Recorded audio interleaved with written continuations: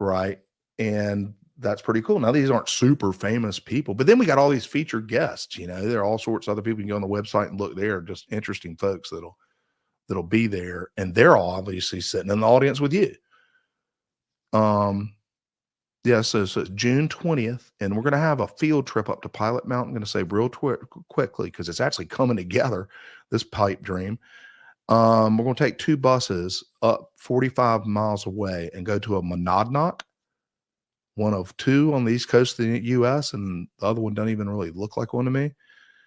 But it's a gigantic granite dome that rises 1,900 feet out of the Piedmont, where it's little rolling hills, but all of a sudden there's this gigantic, twice the size of the tallest buildings in New York, plug of pure granite.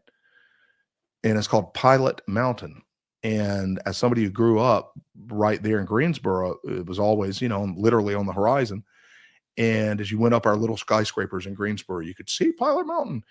And went on school trips there. You never think there's anything cool about it. But then the older you get and you find out the Cherokee used to hike all the way out of the mountains, man. They lived way back in those mountains. They didn't live on the edge of North Carolina's mountains.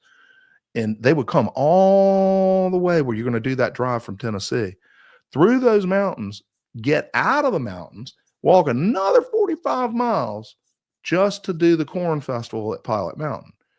And apocryphally, probably, you had to take your moccasins off 20 miles from it, that it was so sacred.